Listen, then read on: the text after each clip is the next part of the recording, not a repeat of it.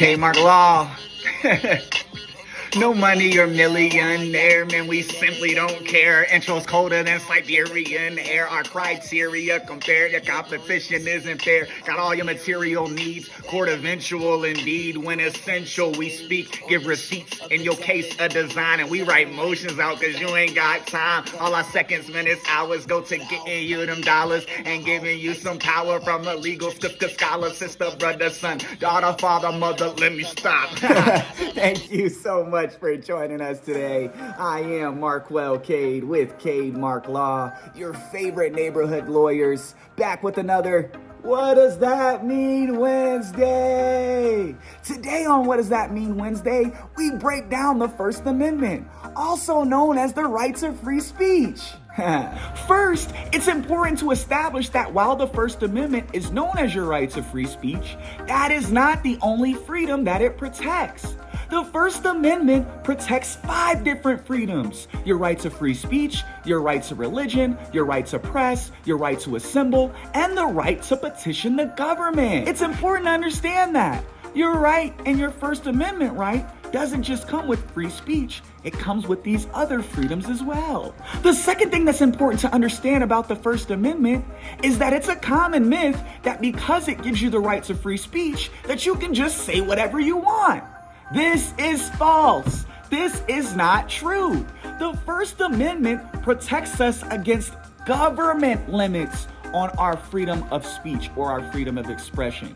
But it does not prevent, say, a private employer or a private individual from setting their own rules. For example, if you say the wrong thing about the wrong company or the wrong person, and it happens to be false, or it happens to be information that can be labeled as defamatory, you can be charged with defamation. You can be charged with things like slander. You can be charged with things like libel. You want to make sure that you understand that the First Amendment rights of free speech and freedom of expression, they're kind of interchangeable, means that the government can't limit you. It doesn't mean that private parties can. So in breaking down the First Amendment, it's important that you understand 2 things and take away from this video. Number 1, it protects way more than just your right to free speech. It protects your right to religion, your right to the press, your right to assemble, your right to petition the government. And 2, it only gives you free speech and that the government can't limit what you say. It doesn't mean that private parties like your employer or an individual can't limit what you say. That's all, folks. Thank you so much for joining us today for another What Does That Mean Wednesday? The First Amendment.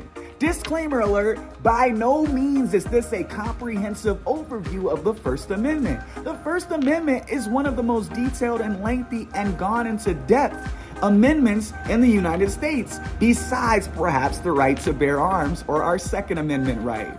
Needless to say, if you have a First Amendment issue, you should seek a constitutional law attorney. Do not use this video as a substitute. Once again, I am Markwell Cade with Cade Mark Law, your favorite neighborhood lawyers. Protect your brand, grow your business. Stay frosty, my friends. We'll see you next time. We hope this was helpful.